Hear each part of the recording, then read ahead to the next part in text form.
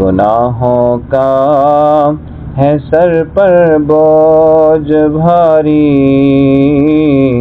گناہوں کا ہے سر پر بوجھ بھاری، پریشان ہوں اسے اب کون اٹھائے۔ کبھی آیا جو آنکھوں میں اندھیرا، تو چکرا کر قدم بھی ڈگمگائے۔ کبھی آیا جو آنکھوں میں اندھیرا، تو چکرا کر قدم بھی ڈگمگائے۔ کبھی لاٹھی کبھی دیوار پکڑی، مگر پھر بھی قدم جمنے نہ پائے۔ کبھی لاٹھی کبھی دیوار پکڑی، مگر پھر بھی قدم جمنے نہ پائے۔ نہ بیٹا ہے نہ پوتا ہے نہ بھائی، کوئی گھر کا نہیں جو ساتھ جائے۔ نہیں کچھ آرزو اب واپسی کی، وہیں رکھے خدا واپس نہ لائے۔ نہیں کچھ آرزو اب واپسی کی، وہیں رکھے خدا واپس نہ لائے۔ مگر چلتا رہوں گا دھیرے دھیرے، میرا مالک مجھے منزل پہنچائے۔ مگر چلتا رہوں گا دھیرے دھیرے، میرا مالک مجھے منزل پہنچائے۔ وہاں جا کر کہوں گا گڑ گڑا کر، سلام اس پر جو گرتوں کو اٹھائے۔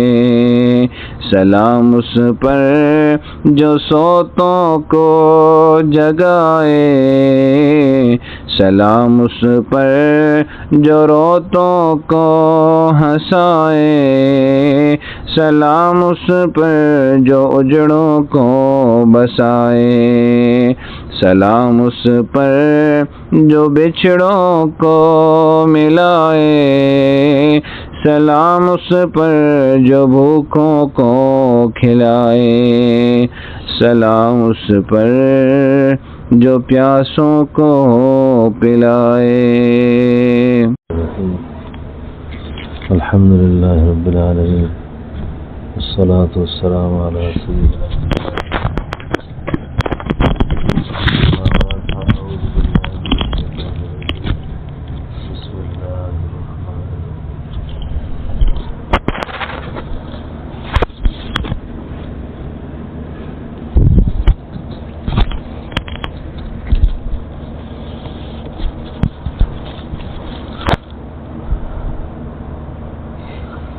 آج کا کون سا دن ہے؟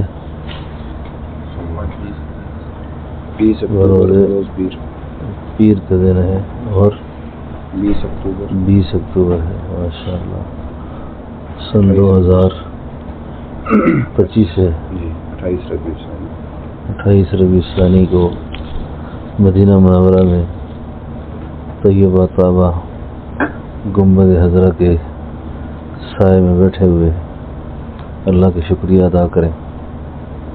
اور آج کی ہماری جو مجلس کا عنوان ہے، وہ میں نے یہ محسوس کیا کہ اعتقاد، عبادات، معاملات، اخلاق، آگے کیا ہوتا ہے؟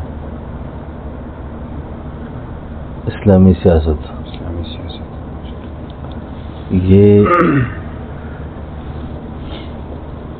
یہ وہ ساری چیزیں ہیں جس کا ہر مسلمان کو ادراک بھی ضروری ہے، اور اس کی زندگی کا حصہ ہی چیزیں۔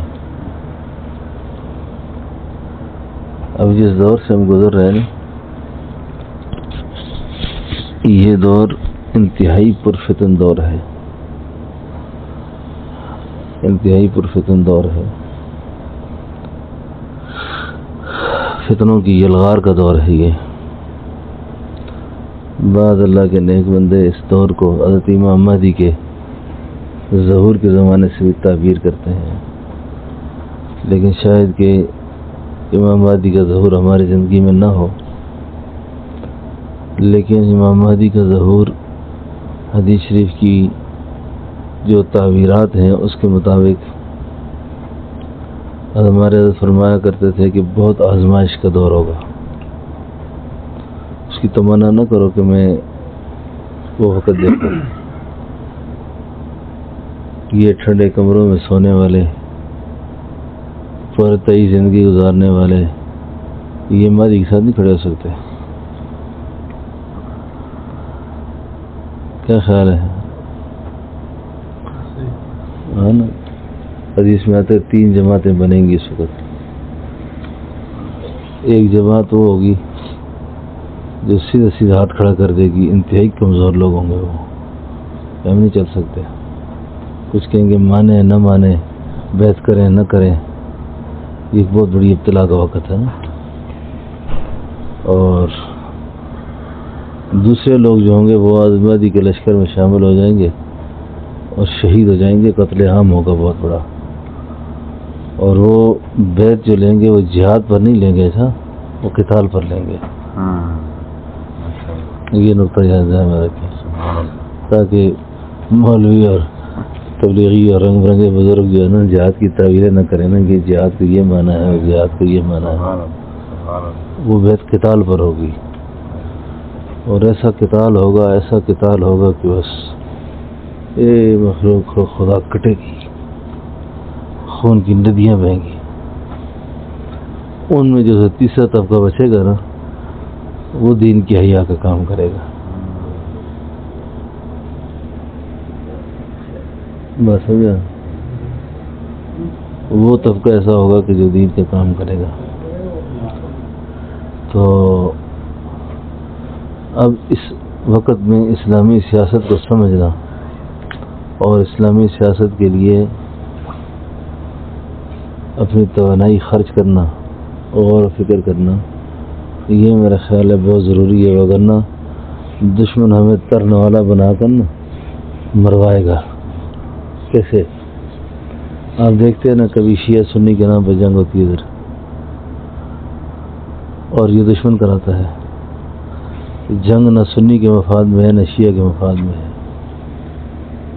اب طالبان اور پاکستان جنگ نہ یہ طالبان کے مفاد میں ہے نہ پاکستان کے مفاد میں ہے۔ ایک نقطہ ہمیشہ یاد رکھیں، جیسے بھی حالات پیدا ہو جائیں، جگہ اس فقیر کو اتنی خاص بات ہوتی ہے، سو جاتا ہے۔ آپ دو زانوں ہو کے بیٹھے،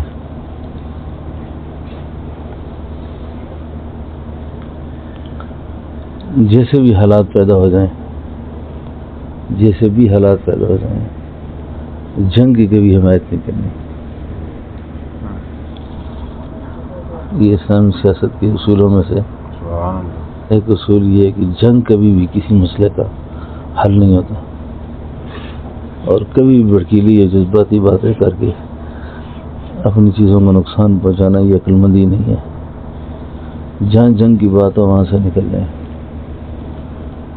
میں اس نقطے پہ ابھی نماز غور کر رہا تھا تو مجھے یہ خیال پیدا ہوا، صرف اس طرح نہیں، جنگ آپ کے جو کچن ہے نا، آپ کا جو گھر ہے، آپ کے میاں بیوی ہیں، 2 بھائی ہیں، بہن ہے، بچے ہیں، ان کے درمیان بھی جنگ اور جذبات کسی مسئلے کا حل نہیں ہے۔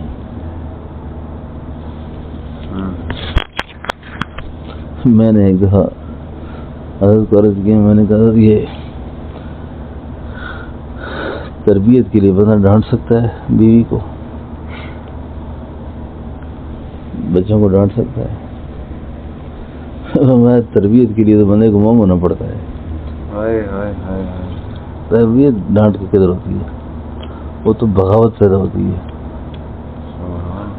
سمجھے نہیں. تو اس لیے ماحول کے اندر نا اس نقطے کو یاد رکھیں کہ جس طرح جنگ ملکوں کے مفاد کے لیے ٹھیک نہیں ہے، اس طریقے سے جنگ جو ہے نا آپ کے کچن کے لیے بھی ٹھیک نہیں ہے. جتنی بھی بغاوت پیدا ہو جائے نا ماحول کے اندر، نبی علیہ السلام نے سمت کی مثال رائی کے ساتھ دی ہے نا. رائی کے ساتھ جو چرواہا ہے نا وہ بکریوں کو ریوڑ کو لے کے نکلتا ہے صبح.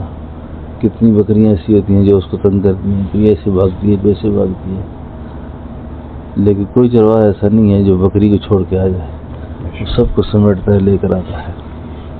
اس طرح حالات کیسے بھی ہوں نا اسلامی سیاست کو سمجھنا چاہیے.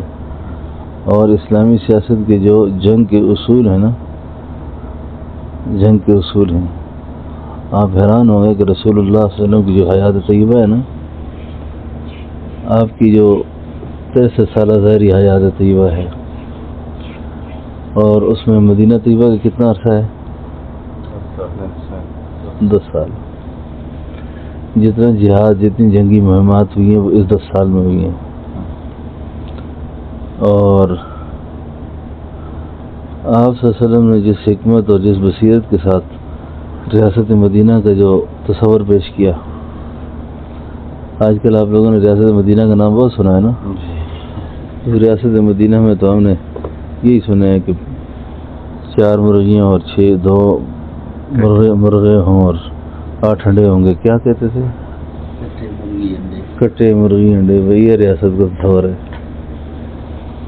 یہ ریاست ہے اسلامی ریاست کا. اور اسلامی سیاست کا جو تصور رسول اللہ صلی اللہ علیہ وسلم نے پیش فرمایا نا، وہ مسجد نبی کی ایک حد ہے. جیسے یہ حرم ہے نا، اس حرم سے اس کو پھیلایا، پھر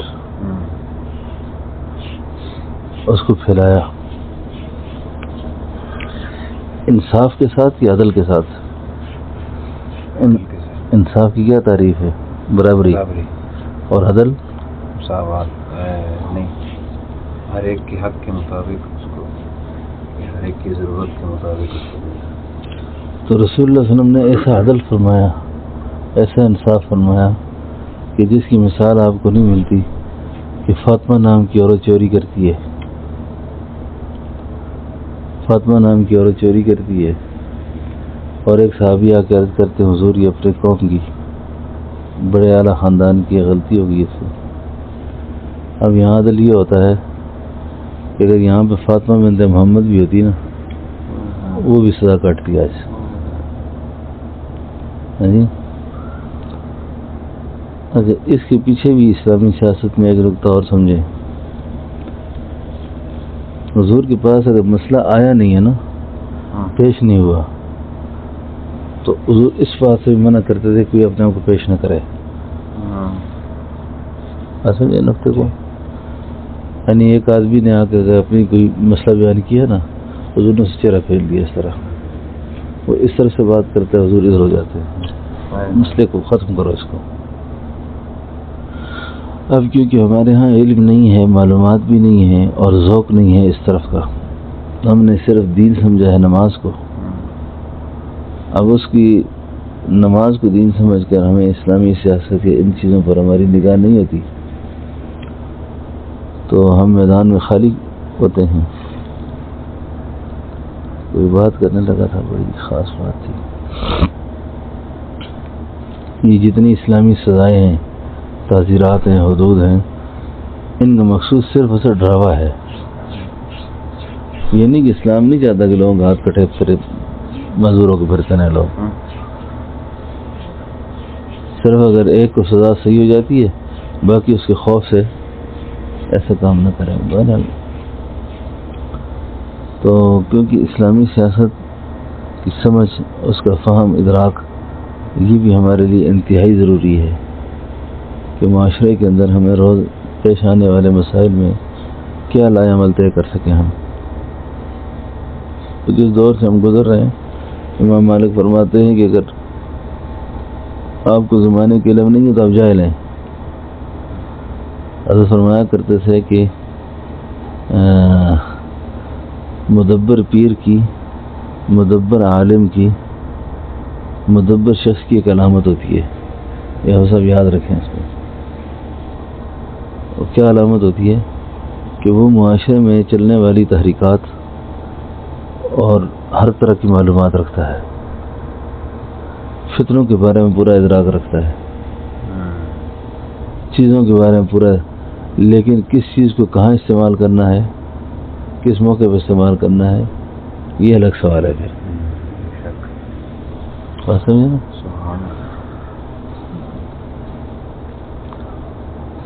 تو اسلامی سیاست کا جو تصور ہے نا، اسلامی سیاست، اس کو اختیار کرنا چاہیے. اور اصل میں بات یہ ہے کہ اسلامی سیاست ہی انتہائی ناگزیر ضرورت ہے. ہم افراد کی اصلاح کر سکتے ہیں، فرد کی کر سکتے ہیں، معاشرے کی نہیں کر سکتے. معاشرے کی اصلاح اسلامی سیاست سے ہوگی، معاشرے کی اصلاح اسلامی سیاست سے ہوگی. میں نے آپ کو نماز کے لیے کھڑا کر دیا، آپ نے مجھے، اب میں آپ مزید حکم نافذ نہیں کر سکتا آپ پر، لیکن جس وقت اسلام ہوگا تو پھر حکمن ہوگا. کیوں سویا ہے نماز کے وقت؟ اٹھو بھائی چلو. ہاں، اب اسلام ہے تو اونٹ دیتا تھا، رسی نہیں دیتا. تو سیدنا ابوبکر صدیق کہتے ہیں کہ میں جہاد کروں گا اس کے خلاف. اونٹ دی تھی، رسی کیوں نہیں دی اس نے؟ پھر ہاں، حالانکہ اس رسی سے تو اونٹ باندھنا مقصود تھا نا. لیکن ایک حکم کی اہمیت سمجھانی ہے، اور جس وقت تک یہ قوت نافذہ نہ ہو تو اس وقت تک یہ کام ممکن نہیں ہے نا. ٹھیک ہے نا؟ اس لیے بعض لوگ صوفیت کے نام پر، پیری بزرگی کے نام پر اصل نقطے سے ان کی نگاہ اٹھی ہوتی ہے. وہ سمجھتے ہیں جو کچھ میں کر رہا ہوں بھائی یہ دین ہے، باقی دین نہیں ہے. سمجھے نا؟ تو اس لیے ہمیشہ کے لیے یاد رکھیں یہ جتنی چیزیں میں نے آپ سے عرض کی ہیں مختصراً، عقائد، آگے کیا ہے، عبادات، معاملات، اخلاقیات، معاشرت اور سیاست. ٹھیک ہے نا؟ یعنی گئے یہ 6 چیزیں دستور العمل ہے زندگی گزارنے کے لیے. آپ کے اندر یہ 6 چیزیں ہیں تو آپ کو جامعیت نصیب ہوگی، آپ جامع ہوں گے. اور اسلامی سیاست لوگ کہتے ہیں کس کے پیچھے چلے ہم؟ پھر سیاسی ہمارا رہبر کون ہے، ہمارا سیاسی مقتدا کون ہے، سیاسی پیشوا کون ہے؟ یاد رکھیں سیاسی مقتدا اور پیشوا کے لیے نا ایک معیار ہمیں انگریز نے دیا ہے، انگریز نے دیا ہے. اور اس نے یہ تصور پیش کیا ہے کہ وہ جو ہوتا ہے وہ اس کو کوئی غرض نہیں اس بات سے، صرف جو وہ اسلامی سیاست اور اسلامی سیادت اور قیادت سے محروم رکھنے کے لیے نا ہمارے درمیان ایسی باتیں چھوڑ دیتا ہے. اس کو کوئی غرض نہیں اس سے. وہ آپ یہاں بیٹھے ہوئے پہلے سوچیں گے یار وہ آدمی کیسا ہونا چاہیے. تو ہماری یہاں دینی سطح اتنی کمزور ہے نا. میرے پاس ایک بزرگ آئے تو ان کے پاس گاڑی ہوگی کوئی، کیا نام ہے اس گاڑی کے؟ جی بڑی مشہور گاڑی ہے.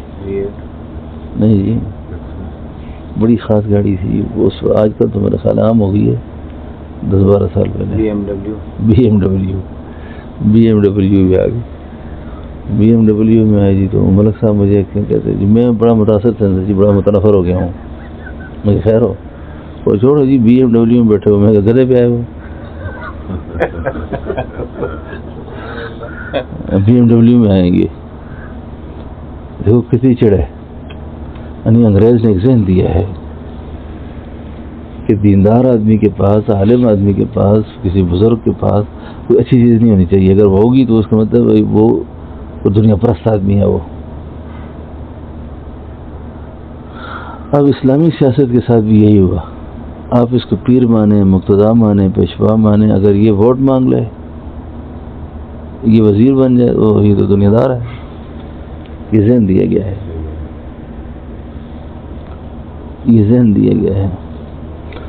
تو اسلامی سیاست کا ہونا اور اسلامی سیاست کی سمجھ بوجھ میں میرا نقطہ نظر یہ ہے کیونکہ جو شعبہ آدمی کا ہے نا جی، جو شعبہ، اب میں جس شعبے میں کام کرتا ہوں میرے پاس سیاست کے میدان میں چلنے والے سیکولر بھی ہیں، سیاست کے میدان میں چلنے والے حد درجے بے دین قسم کے ماحول میں چلنے پھرنے والے اور دیندار ہر طرح کے لوگ آتے ہیں، تو اس لیے ہم ان کو نہیں چھڑتے کہ تم کیا کرتے ہو کیا نہیں کرتے ہو۔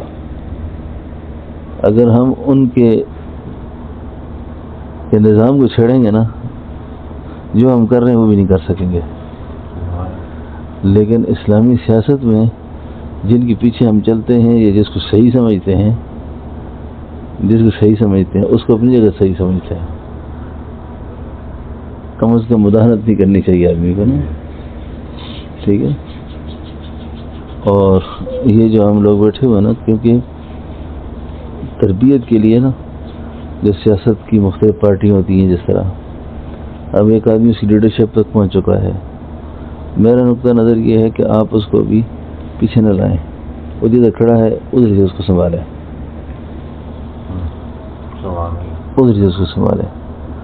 اس کے ساتھ دینی تربیت کا ماحول وہاں قائم کریں تاکہ وہ کسی جگہ پہنچ کر اسلام کی بات کر سکے، اسلام کی تربیت و اشاعت کر سکے۔ کیا خیال ہے میرا؟ بجائے اس کو وہاں کہنے تم تو بالکل کافروں کے ساتھ کھڑے ہو گئی، غلط کام ہے سارا، میری زندگی لگی ہے ساری اس کام میں، تو یہ کوئی طریقہ تو نہیں ہے نا، ہاں ٹھیک ہے نا۔ تو اسلامی سیاست، اب اسلامی سیاست کے حوالے سے اس کا ادراک رکھنا چاہیے، کبھی بھی سیکولر پارٹیوں کی حمایت نہیں کرنی چاہیے، بے دین پارٹیوں کی حمایت نہیں کرنی چاہیے، کبھی بھی نہیں کرنی چاہیے، کبھی بھی بے دین پارٹیوں کی حمایت نہیں کرنی چاہیے۔ اور کیونکہ آپ جس کی حمایت کر رہے ہیں نا، کل آپ کو اس کے سامنے پیشی ہوگی آپ نے کیوں حمایت کی تھی اس کی۔ وہ جتنے غلط کام کریں گے تو علماء سے ہمیں کم از کم اچھا گمان ہے کہ انشاءاللہ کچھ بہتری کریں گے، باقیوں سے کچھ بہتری کریں گے۔ تو علماء کے ساتھ چلنا چاہیے، سیاست میں علماء کے ساتھ چلنا چاہیے۔ پھر ہمارا سیاسی مشرف حضرت شیخ الہند ہے جی، جمعیت علماء ہند ہے، اس کا تسلسل ہے، اور اس کی موجودہ شکل جمعیت علماء اسلام ہے جی۔ اور بس ہم اللہ کی رضا کے لیے بہت زیادہ اندر گھسنے کی کوشش نہ کرے آدمی، سمجھے جی، بہت زیادہ اندر گھسنے کی کوشش نہیں کرنی چاہیے، کیونکہ بندے کو اتنا ہی کام کرنا چاہیے جتنا کر سکتا ہو، ہم اس سے زیادہ مکلف نہیں ہیں۔ لیکن حمایت کی بات آ جائے، حق کی بات آ جائے تو پھر سیکولر لوگوں کی حمایت نہ کرے، ٹھیک ہے نا، بے دین لوگوں کی حمایت نہ کرے، اس سے دین ضائع ہونے کا خطرہ ہوتا ہے۔ تو اسلامی سیاست جب تک نہیں ہے نا جی، اصل میں ہمارے ہاں اس سے نہیں، مجھ سے کسی نے سوال کیا تھا، دیکھیں قرآن کریم میں آتا ہے نا، یا ایھا الذین آمنوا کتب علیکم القصاص، ایمان والوں آپ پہ قصاص فرض ہے، اور اس کے دائیں بائیں صفحوں پہ لکھا ہوا ہے یا ایھا الذین آمنوا کتب علیکم الصیام، لکھا ہوا ہے نا، ایمان والوں آپ پر روزے فرض ہے، یا کہا ایمان والا آپ پر قصاص فرض ہے۔ اب قصاص ہے ہمارے پاس، اب قصاص کا نفاذ کیسے ہوگا؟ وہ تو اسلامی سیاست سے ہوگا۔ سبحان اللہ، سبحان اللہ، بے شک۔ اب وہ جب اسلامی سیاست سے ہوگا تو آپ نے نماز کی محنت کو اور روزے کی دعوت کو تو ثواب سمجھا ہے، لیکن قصاص کی محنت کو ثواب ہی نہیں سمجھا آپ نے، توجہ ہی نہیں، کسی کو پتہ ہی نہیں کسی کو۔ اب قصاص پھر کیا ہے؟ قصاص یہ ہے کہ کوئی آدمی بھائی کے قتل کو گواہ تو بن سکتا ہے اس کا، لیکن قاتل کو مار نہیں سکتا۔ یہ جو لوگ کہتے ہیں نا کہ آپ نے قانون کو ہاتھ میں لے لیا، قانون کو ہاتھ میں تب لیا جاتا ہے کہ اگر قانون نہیں ہوتا، تو اس قانون کی تنفیذ کی کوشش کرنا بھی اسی طرح جو ثواب ہے، جس طرح آپ نماز کی دعوت دیتے ہیں، لوگوں کو اعمال کی دعوت دیتے ہیں، اس کی تبلیغ کرتے ہیں، تو یہ تبلیغ بھی ضروری ہے۔ اور یہ تبلیغ کر رہے ہیں اسلامی سیاست والے لوگ جی، سمجھ آئی نا جی؟ تو بہرحال کیا یہ مضمون؟ تو اس سبق کو یاد رکھنا چاہیے، سمجھنا چاہیے اس کو.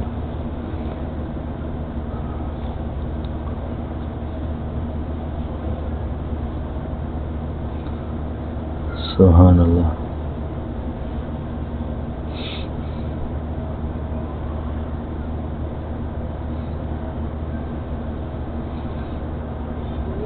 تو یہ کیا سبق ہوا مولانا حمزہ صاحب؟ اسلامی سیاست کے حوالے سے انہیں محنت بھی کرنی چاہیے اور انہیں پھیلانے کا حصہ ڈال سکیں اور ڈالنا چاہیے. ہاں نا، جو کر رہا ہو تو اس کو یہ نہ کہا دنیا دار آدمی ہے یار، چھوڑو ووٹ مانگتا ہے اور یہ وزارت کے شوق میں ہے اور یہ ہے اور وہ ہے. ہاں جی، یقین جانے جو آگے گئے ہوئے ہیں نا ان کی رات دینا حرام ہے. یہ آسان کام نہیں ہے،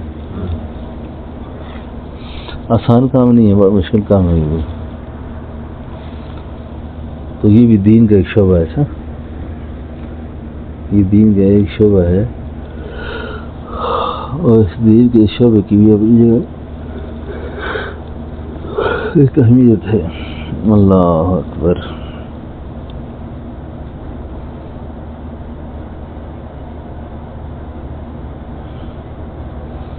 اب اگلا ایک سوال ہے اس موضوع سے متعلق. یہ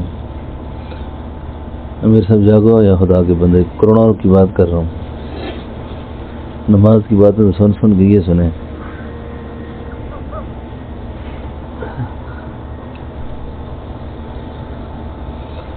یہ جو ہمارا ملک پاکستان ہے، یہ پاکستان کیا ہے؟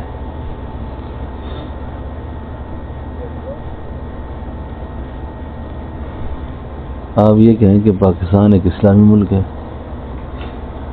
کیا ہے؟ اسلامی ملک ہے. اس کی فوج اسلامی ہے، اس کا آئین اسلامی ہے. لنگڑا لولا ضرور ہے، گناہ گار قسم کا ہے، لیکن یہ اسلامی ملک ہے. ٹھیک ہے نا؟ یہ جو جذباتی قسم کی باتیں پیدا کرتے ہیں جی، فتنۃ الخوارج اور کیا نام نئے نئے آتے ہیں آج کل، تو بہرحال اپنے ملک کو کمزور نہیں کرنا چاہیے، اپنے ملک کو کمزور نہیں کرنا چاہیے. مجھے ایک آدمی نے کہا کہ آپ کہتے ہیں مولانا فضل الرحمان صاحب کی سیاست ٹھیک ہے. میں کہا ٹھیک ہے، کہ وہ تو فوج کے خلاف ہے. میں نے کہا جب وقت تک ہمارا قد کاٹ اتنا ہوا ہم بھی سوچیں گے نا.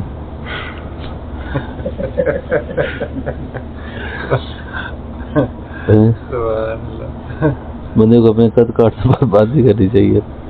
میں نے کہا وہ کر کے سنبھال بھی سکتا ہے. ادھر ہم کسی پولیس والے کے خلاف بات کریں نہ تھانے باندھو.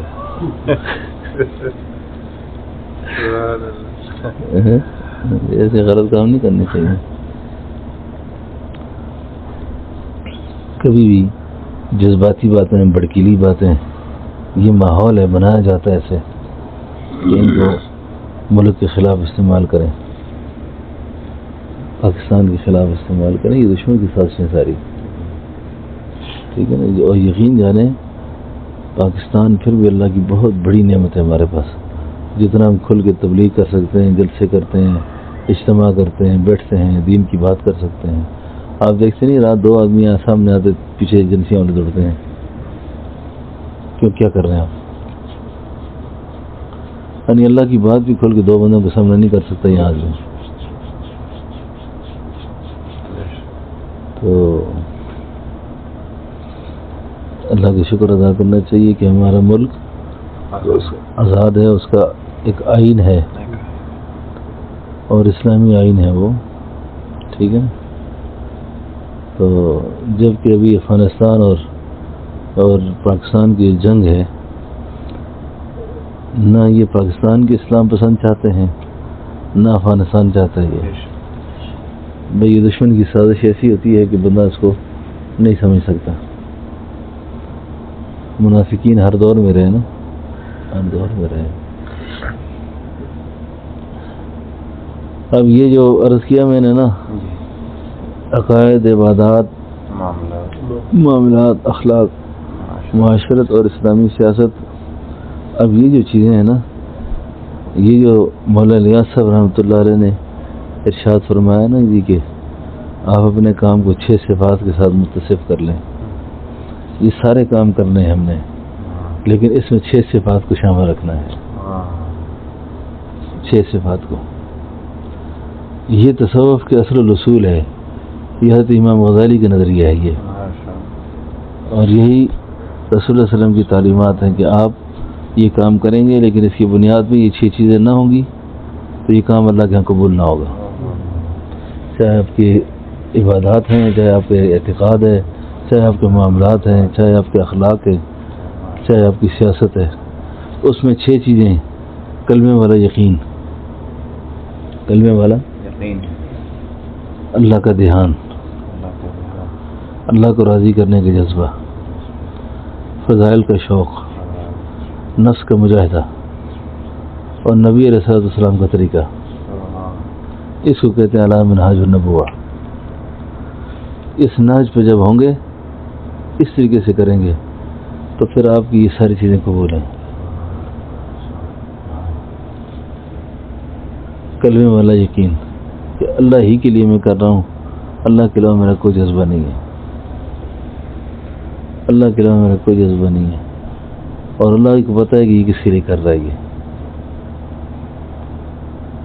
یہ ہمارے طریقے میں کہتے ہیں نا ہوش بردم، ہوش بردم، نقش بر قدم، خلوت در انجمن۔ ہوش بردم، اپنی سانس پر بھی اتنا ہو کہ میں اتنی محنت کر رہا ہوں، پیسہ خرچ کر رہا ہوں، دوڑ دھوپ کر رہا ہوں، کیوں کر رہا ہوں؟ نام مقصود ہے میرا، پھر تو گیا غرق ہو گیا یہ۔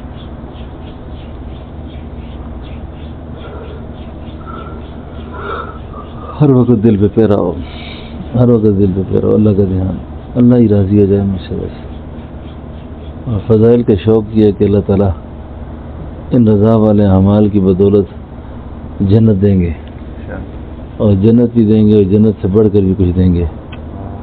للذین احسنوا الحسنی وزیادہ۔ اللہ فرماتے ہیں میں ایسے اعمال کرنے والوں کو نا جنت بھی دوں گا اور اس سے کچھ زیادہ بھی دوں گا نا۔ مفسرین فرماتے ہیں جنت تو سمجھ آ گئی، زیادہ کیا ہے؟ فرمایا زیادہ اللہ کا دیدار ہے، اللہ کا دیدار ہے۔ جب یہ نعمت مل گئی نا تو اس کو جنت کی کسی چیز کی اشتہا باقی نہ رہے گی۔ سمجھا؟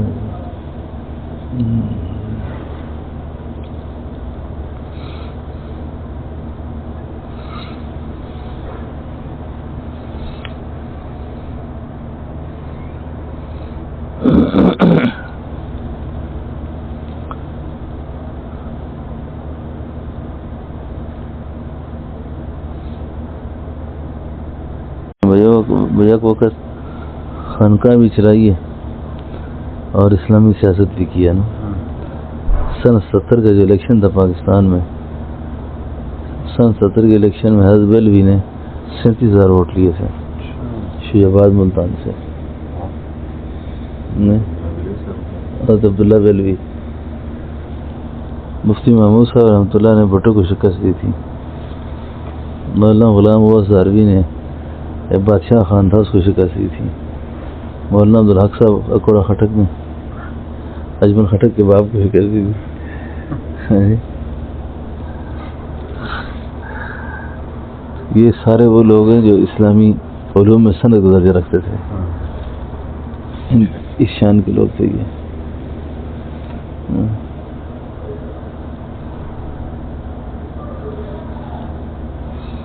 اور ہماری اسلامی جماعت جمیعت علماء اسلام کے امیر حضرت درخواستی بنے اس شرط پہ کہ اگر میرے ساتھ جنرل سیکرٹری احمد علی لاہوری ہوں گے تو، اگر احمد علی لاہوری کو ناظم اعلیٰ بناتے ہیں تو پھر میں امیر بنوں گا، ورنہ نہیں بنتا۔ تو یہ لوگ اسلامی سیاست نہیں سمجھتے تھے۔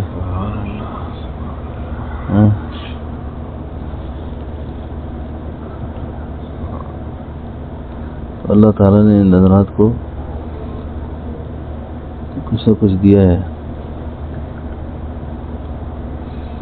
امیر صاحب رات آپ پانی ہمارا لے آئے تھے تو آپ کو پتہ ہے میں پانی پہ تو زندہ ہوں۔